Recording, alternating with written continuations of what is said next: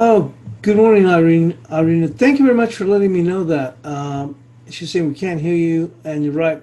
The mic was muted, so I'll touch base on this again. Thank you very much. I'm glad I saw that. I just happened to say, thought, okay, let me see. Usually Irene will say good morning, and fortunately, I took a look at that and saw that I still had the mute on the mic. So let me go back. It's relatively quiet. We didn't touch too much. So what I was saying here was on the euro. I said it's kind of quiet. It's on the low end. Yesterday we had 16.92 as our bias chart support. We got as low as 16.88. But I said we're kind of on the quiet end. I thought we might push a little bit lower. We haven't. Then I went to the cash dollar index, and I was saying, I referenced this yesterday, which was this thing couldn't go higher if you shot it out of a cannon. It's just dead money. You see what I'm saying? With all the volatility that we saw here in the indices, people are like, oh, the dollar's really going to rally. It hasn't rallied. I mean, you saw the movement we've seen in the indices. Not that they've fallen completely out of bed, but we've seen some decent movements. This dollar, like I said, it couldn't go higher if you shot it out of a cannon in the circus. I mean, look, 93.87 is a key level. We had that as key resistance all week long, and even with yesterday's moves, we couldn't even close beyond that. All we've been able to do is just stick our heads above the foxhole. I did go back to the cable then, and I was saying, hey, look, there's really nothing happening in FX, and it's turned most of the traders into scalpers, for lack of a better phrase. And cable is a little bit vulnerable to these headlines regarding the UK and the EU, so no real movement there. And what I did was I brought over so let's take a look at the economic data. We did get Italian data finally come out, and I was alluding to a joke that it's always late, no matter what. Italian data is never on time, you know. But at the top of the hour, we will get HICP final figures for Eurozone. And then at 8:30 Eastern, we'll get U.S. retail sales along with Canadian manufacturing sales. And then U.S. industrial production capacity utilization at 9:15 Eastern, because I'm in Central Time, so that's what's showing this. We do get business inventories and a fresh print of University of Michigan at 10 a.m. Eastern. Once again, I'm in Central, so that's where you're seeing this number. So the key data out for today is going to be retail sales here out of the States, along with Canadian manufacturing sales, industrial production and capacity utilization at 9:15, along with business inventories at 10 a.m. and fresh print of University of Michigan. So there we go. We'll take a look at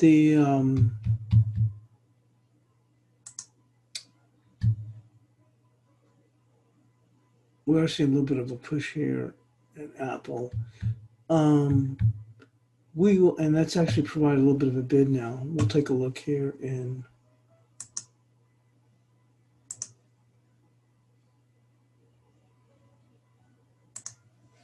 You can see NASDAQ pushing up a little bit higher. I did miss this yesterday. I mean, I wouldn't pay too much attention. We're kind of quiet in Asia, and we got here to the 38% of this move. And you can see here where we just ran out of gas, and we saw a pretty good dip. I really didn't notice until we got here, and I really was when someone was asking me about this yesterday. One moment.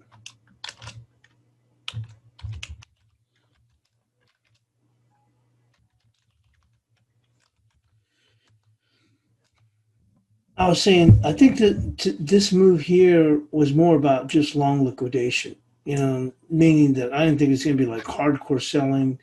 It was all going to fall apart. And we kind of held our own, and we actually traded very quiet up in here. And then we get up to this 38%, and then we just kind of just ran out of gas, took a dip, and then the market just rolled off. And then we came down here to 2-day VWAP. You can see where that held on the secondary move, and now we're pushing a little bit higher. I'm just not really seeing anything of any real significance here. If you look at the 2-hour chart, what would have been a bit worrisome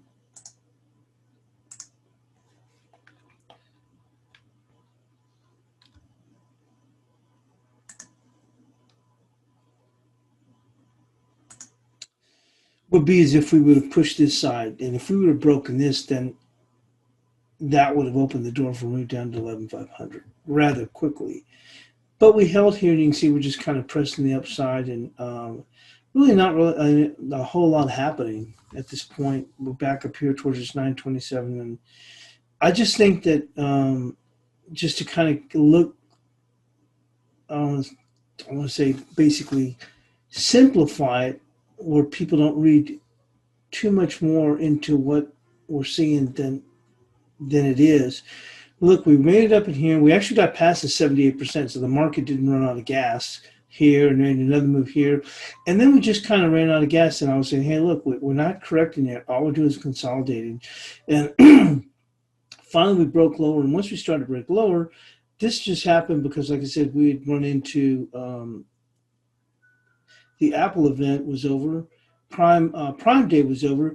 We had rallied as we moved higher, and then we had the stimulus talk, and although really by this time there was no realistic opportunity for that, but we forged higher to start out the week because it had the momentum going for it, and people got long off of this move, and then we just stalled there.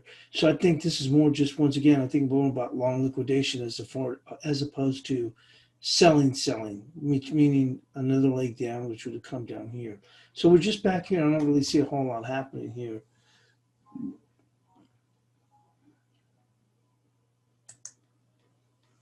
You can see the same thing here in the S&Ps. Not really a whole lot. We'll just come back up in here. My point being is, like last week, we'll look at that NASDAQ. See, in this situation, we moved higher, and as the week moved on towards Friday, you were in a position for this market to keep on going. You see that? And then, of course, it extended even further with Monday because you had the Apple event and the Prime Day. So the market was going to sell off ahead of that. I even tried to step in on Monday, and I was aware of that. And I thought this was a good level. And then, like I told you, we pressed hard, and I ended up giving up gains I'd made in European trading. But today, once again, I think this was just a matter of long liquidation. As we broke here. So when you look from here, you're like, okay, so they got stuck. We saw, to me, I think long liquidation as opposed to something like that. Now that would have been selling, real selling here. So now once we did that, and we're able to hold our own and not see any further selling at the end of the day, all I've done is come back in here. You see? So we're just kind of like, to me, I think we're no man's land. I don't see anything where you have anybody trapped. And we know that with indices, they really like to punish people that are trapped, whether they're trapped from shorts on the upside, or we did get a little bit of this downside move. When we broke here, then anybody that was long, they ended up flushing those people out, and they took their profits. But we're not seeing any hardcore selling. So once again, I just don't really know. I don't have any kind of a sense that maybe we can press some stops here. I'll probably run out of gas here. And I just don't see anybody in trouble. I don't think going into the weekend, there's no reason for somebody to be forced into a long position. And at this point, I think the market may just kind of sit here. So that's what I have. We'll see what happens, but nothing so far. Taking a look at gold. There's nothing happening here either. I haven't even updated the VWAP on this thing. Well, I think that VWAP is from the lows from June here. Gold's just been dead money. I mean, unless you're trying to day trade it.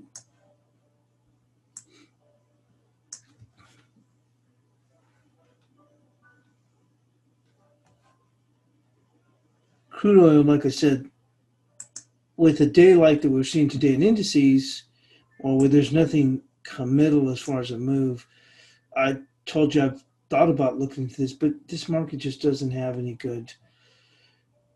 There's not a good, to me, at least there's not a good rhythm. I mean, you might see a little bit better than was here. We talked about this the other day. Remember, when we talked about how sloppy it was here. So we get up here, you run out of gas, it falls apart, and look how quickly it jumps right back up. You see what I'm saying? So it's just, I like it to me. If I was going to try and trade this, I've traded before, but at the time I just got so deep into the minutia because we would run into situations like this where I have to follow this, follow unleaded gas, and also follow Brent. And it's too much, just too much. And once again, and you get in a situation like that, there's no rhythm right here. It's just a bunch of gobbledygook, you know what I mean? So, um, but like I said, in situations where there really isn't a real direction in indices, where today I don't think there's a real good, once again, as I just spoke, I don't think there is a a good sense of a direction. And like I like to do is put myself in a situation where I can not sense, but I can see, okay, I can kind of see where the market's going, what it's trying to do. I am frustrated with myself on Monday for realizing that there was a chance we push higher. Although I thought once we got to this level, we got so extended, I thought, okay, we'll see a pullback. And it wasn't willing to until we got in here and we got past that and we ran out of gas and we took this dip. I just don't see a lot happening here. I just don't see any opportunity that's showing its hand other than basically a 50-50. And I don't like to go into something like that. So anyway, that's a take there. See, as I'm saying here, I just don't really see anything that's really happening here. You know, we can look here and say, well, they held 2-day VWAP the second time, so let's just get long. And then it comes up here into resistance. Okay, let's get out. It did press higher. We come back down here, but there's no follow through. So you press back up here. We get above some big VWAP, but we struggle and we just get stymied. We did back down again, but it held. I'm just saying, it's just sloppy. Well, I wouldn't say straight up sloppy action, but there's nothing that you can really hang your hat on. And really don't like getting pushed in a situation like that, because then you don't know how long. I mean, we can put our stops in place if we see a move, but I just don't see, there's not any good follow through. And I think the reason is because there's no compelling reason for someone to short the market, just as much as there's not necessarily a compelling reason for anyone to buy the market. And why I just don't see any kind of a good setup in here at all.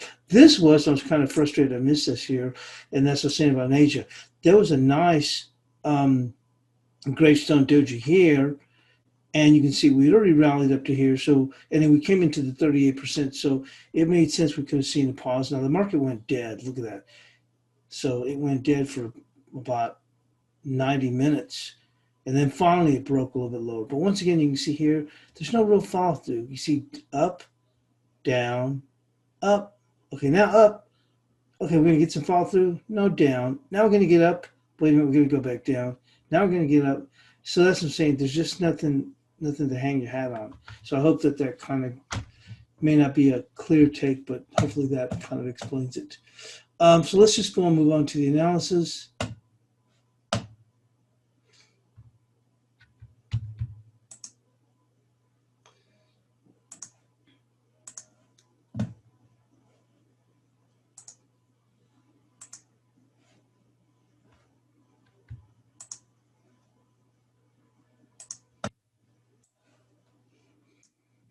Australian New Zealand dollar is poised for weekly losses. The Australian dollar was on Friday set for its worst weekly performance since late September, as traders wager the country's central bank would ease monetary policy.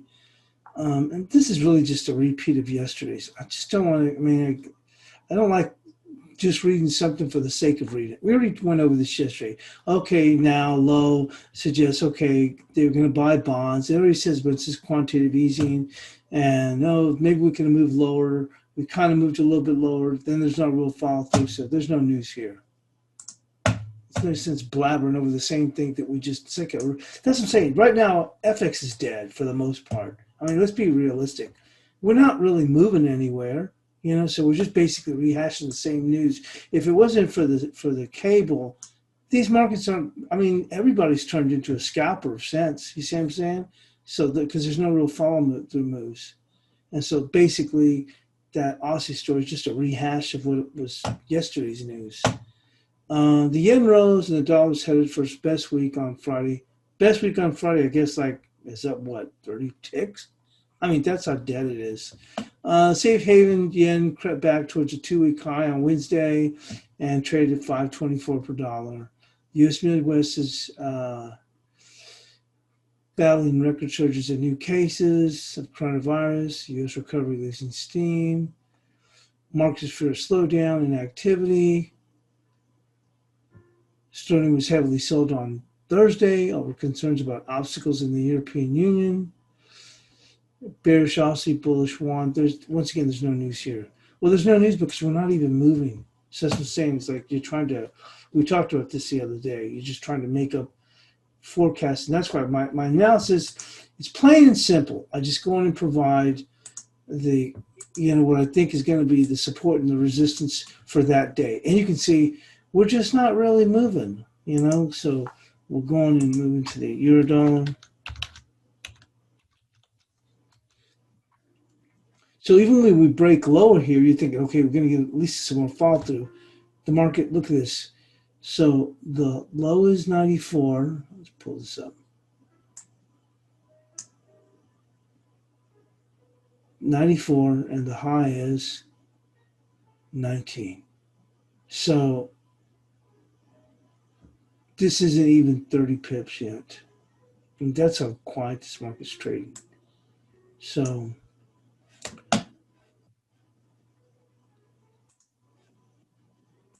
we get the bias chart.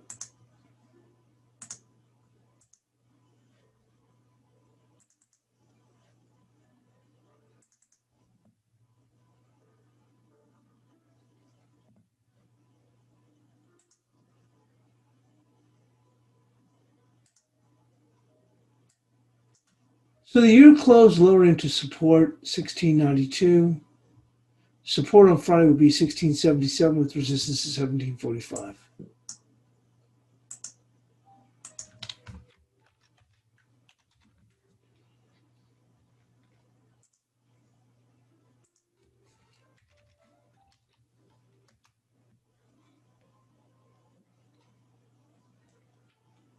We're going to have to get a sustained close below 1692 to say it's bearish because we can just bounce right back up here.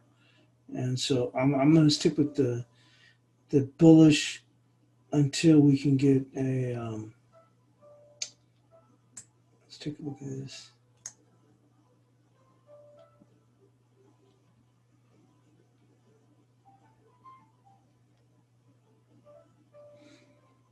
We have to break out of this 3-day area here before I don't even want to say range because if we dip down here, okay, now it's bearish. So we'll just keep that bullish prognosis for now.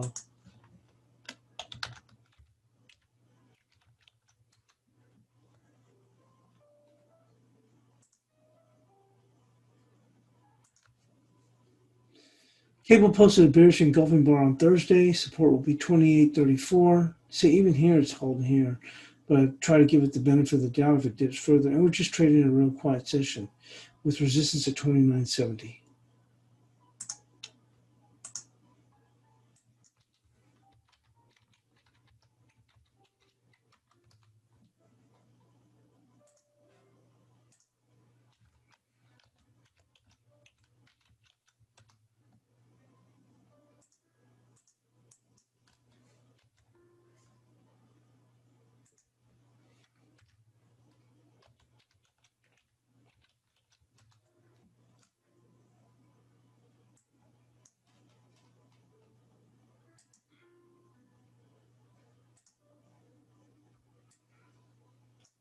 Aussie broke lower on Thursday before settling below 71 cents. Support will be 70.36, and you can see there's no follow through. You see, with resistance at 71.37.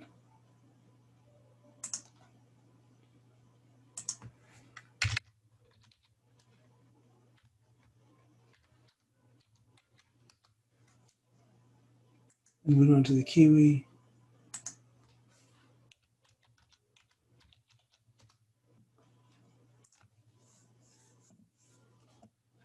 Same here, you break lower, no follow through. Market's just dead. We're trading in a big whopping 85.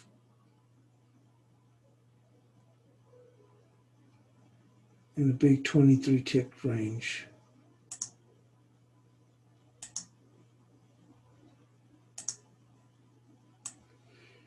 Thursday QE closed below 66 cents. Support on Friday would be 65.65 with resistance at 66.40.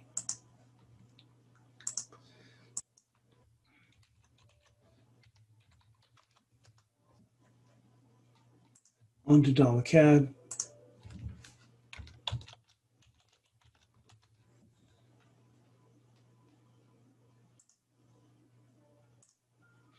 Dollar CAD saw a good rebound on Thursday, falling short of resistance level of 32.68. You can see that. We couldn't even take it out. Resistance on Friday will be 32.95. Once again, I was trying to give it the benefit of the doubt. We supported 31.69. And there's just no follow through.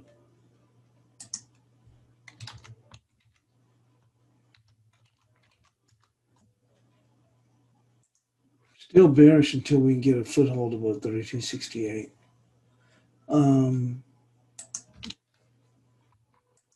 Okay, so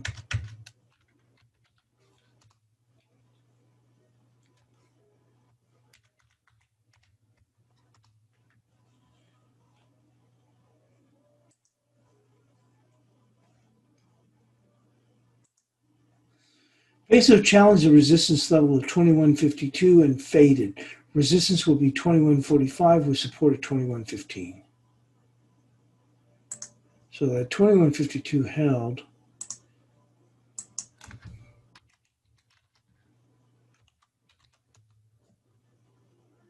Onto the dollar yen.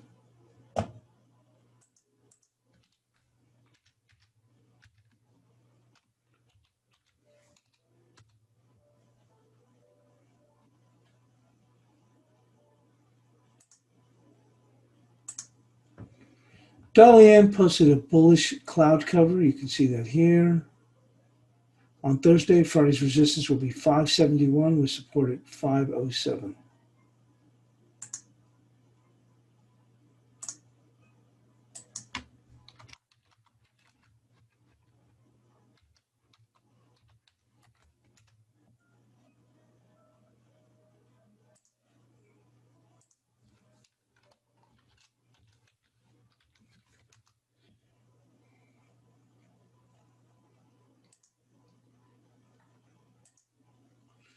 Dollar index closed higher, although unable to push beyond 93.87. Resistance on Friday would be 94.14 with support at 93.24.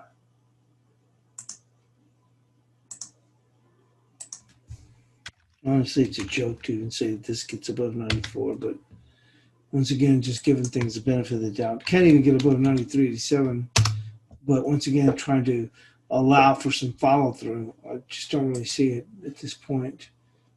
Cross rates.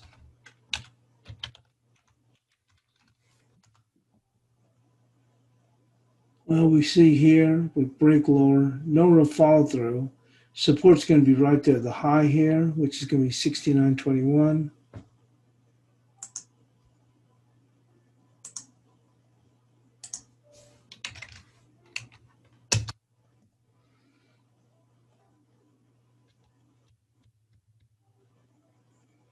And resistance. We'll see if we can see something more clear. Right there. 69.63.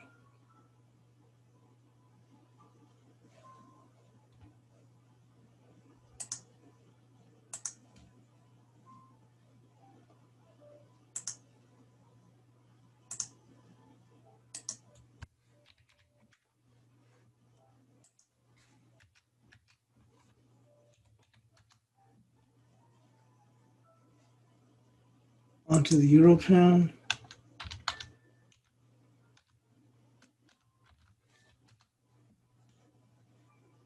Thing do that.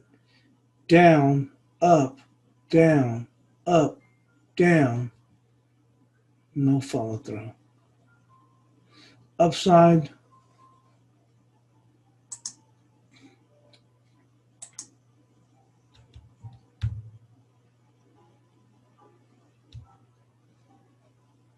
Peel these touches, that's where they ran out of gas. So let's give it 90.76.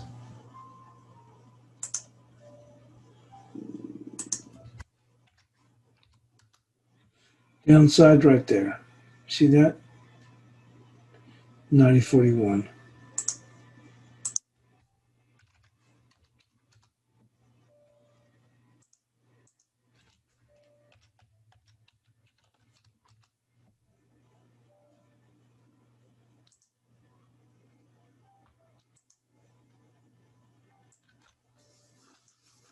Upside, 65.81. You can see that clears a bell.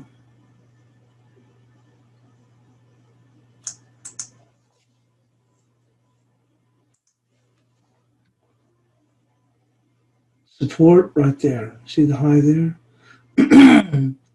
64.57.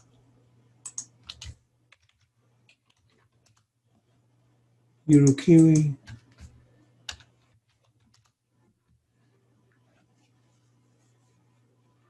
Resistance can be this high bar.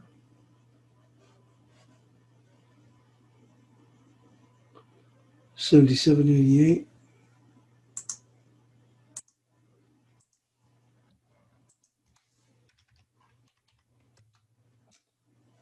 Support. We'll pull up a 2-hour chart.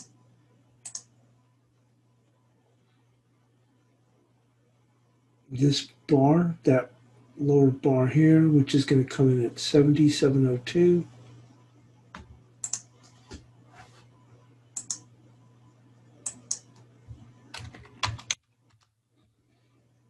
Onto the LCN.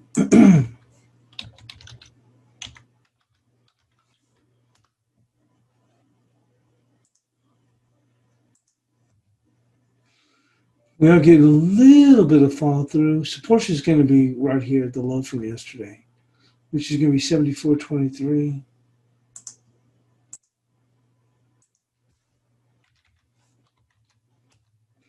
High right there, 74.84.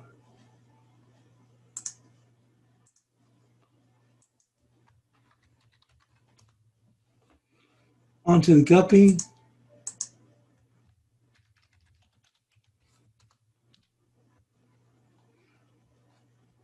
Kind of tested the lower end here. You see that? And no, they didn't have any follow through on that. So the low is going to be this bar here, which is a little bit higher than today's low, but 35.66.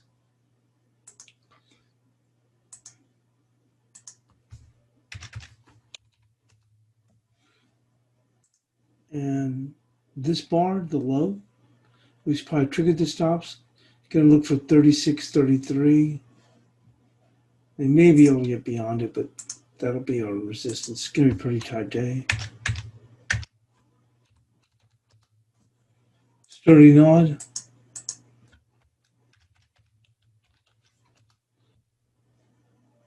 Looks like they're trying to push a little bit higher with that weakness we're seeing in the Aussie.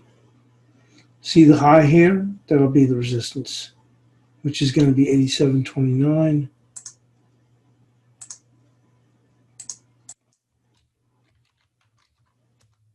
And support, the bar right there, 81.38.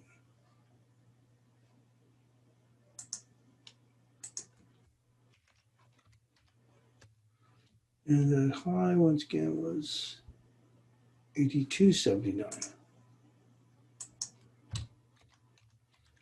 And that's going to be it. That's going to wrap it up for the bias chart resistance. And we'll see you in the chat room. And thanks for joining us here in the European Crossover webinar on a very quiet Friday.